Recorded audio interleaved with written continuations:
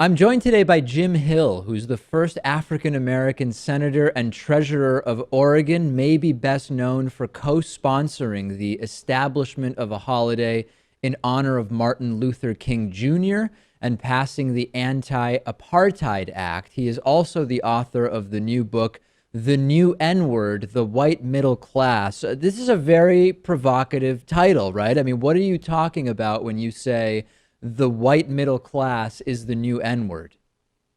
What I'm trying to say is that I'm 69 years old, David, and I grew up in Georgia, and so I grew up under racial segregation.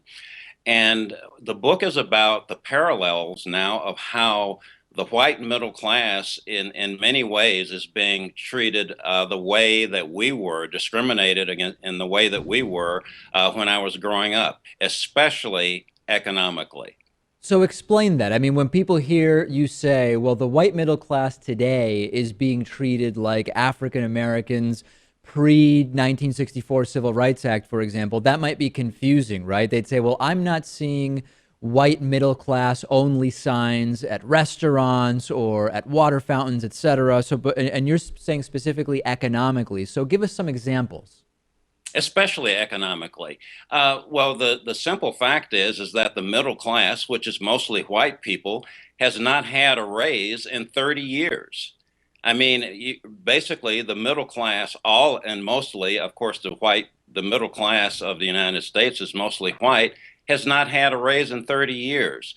And the way that white people are being treated by our government. Now, for example, you being in Boston, when Hurricane Sandy hit, I mean, there were people in Congress who voted against giving any kind of aid to people, and this time we're talking mostly about white people.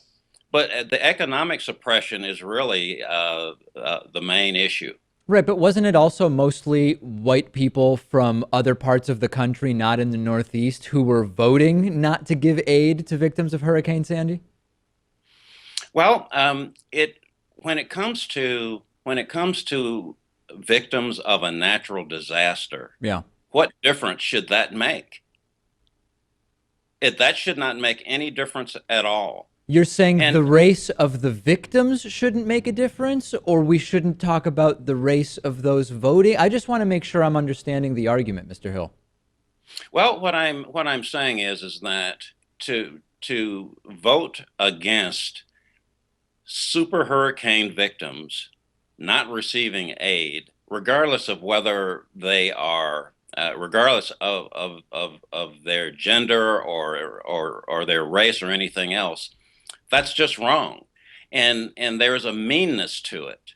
And that's the way that we were treated when I was growing up, in the South. Yeah, And I'm and just look, not sure that we agree on the facts. Let me stick with this a little bit just so we can try to sure, make sure we're on the same page if we can. There were sure, there were elected officials from Oklahoma, right? Essentially all white elected officials. When Hurricane Sandy happened, and it really wasn't in Boston, it was really more in New York and New Jersey, right? yes. You had those white elected officials from Oklahoma saying, no, we're voting against aid for the victims in New York and in New Jersey. By the way, many of the victims in Brooklyn, not white, okay? Then you had tornadoes in Oklahoma. Most of the victims were white. And all of a sudden, those same elected officials are voting in favor of federal aid. So I'm trying to understand how from that we get to when the victims are white, they're not being taken care of. It seems almost like it's the opposite. Well, the thing of it is that um, it shouldn't matter. It shouldn't matter because, see, we in the South, whenever there was some kind of a disaster, we were the last ones to get any kind of aid. And the point of it is that when when politics gets to the point where you are voting against people who are truly in need, we're talking about a natural catastrophe. It really shouldn't make any difference. And what I would say back to you, to you is this. If you go back in time, I don't think you would find when something like this, when a disaster like this happens, I don't think you could go back and find where all of the rest of the country would not be behind, would get behind giving aid to people who are truly hurting. What about Hurricane Katrina, where the victims were disproportionately black and we had a very slow response, a disastrous response from George W. Bush, who I recall being white, and also Michael Brown, the head of FEMA, also a white guy. What about that? I mean, that's quite a recent example, which sort of goes against the narrative you're painting. Well, no, I don't think it goes against the narrative at all. I mean, when Oh, that happened with Hurricane Katrina, I would say that black people were treated there the way that we were usually treated. But then when Hurricane Sandy happened, and I saw where it was mostly white people, the victims were mostly white people, then that's very, very different. And I think that the contrast there is in other words, I expected that when Super Hurricane Sandy hit in the Northeast, that the entire country, everybody would rise up and say, we need to help these people. right. And most people did, right? And most people did. But Yeah. the thing of it is, it's the response of our government. I mean, 66 Republicans voted against aid for Hurricane Sandy victims. Yeah.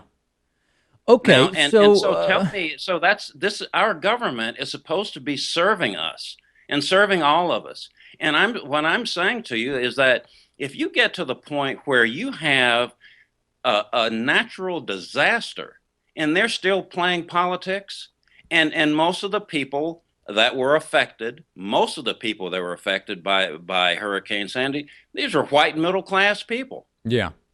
Okay. Let's go to another example. I'd love to hear another example from you. And again, we're talking about Jim Hill's new book, The New N-Word, The White Middle Class. What's another example in which economically white middle class Americans are being disproportionately treated poorly? Well, the really the impetus for writing the book was the financial crisis. I mean, let's really look at who was really hurt the most from the financial crisis. Loss of millions of jobs, uh, foreclosures, bankruptcies, and the people who were hurt the worst were the white middle class. And nothing was really done. I mean, they almost took the not only the economy of the United States, but the economy of the world to the brink.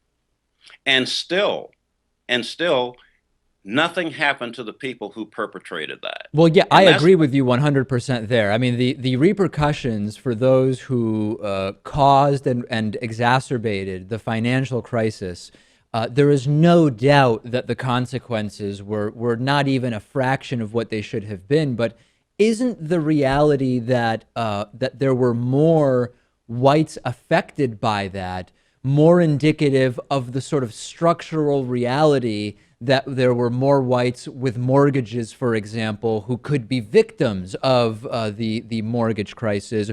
Or, for example, I mean, we know that non-whites have higher unemployment rates than do whites. So aren't there some broader structural realities that sort of seem to supersede this analysis? well, I understand what you're saying, but please understand what I'm saying. Yeah. When things happen to people of color, when those things happened, nothing was done about it because it happened to us. Hmm. Now, what I'm trying to say to you is that most of the victims of the financial crisis were white, and usually when bad things happen to white people, something is done about it. And in this case, nothing really was done about it. In other words, they're saying to white America, "Oh, we don't even care if something happens to you. Our allegiance is to the big banks and those who give us our money to get reelected." Hmm. So the point you're making is because whites are normally historically expected to be treated better than non-whites, it's particularly jarring when they are not helped in the case of something like the financial crisis. Is that the argument? That is the argument, David. Wow. Wow. Well, I will remind everybody the book we are talking about is The New N Word, The White Middle Class. We've been speaking with Jim Hill, the first African American senator and treasurer of Oregon, as I mentioned, may be best known for co sponsoring the establishment of a holiday in honor of Martin Luther King Jr. and passing the Anti Apartheid Act. I think that this will definitely, Mr. Hill, be food for thought for many in our audience, whether they agree with you or not. And I really appreciate you talking to me about the book. Yes, and please, people have to vote. We have the power.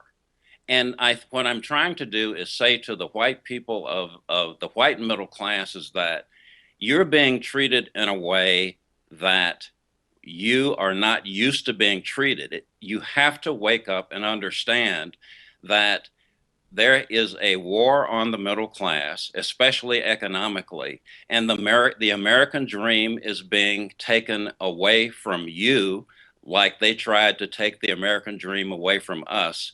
And our democracy really is at stake here.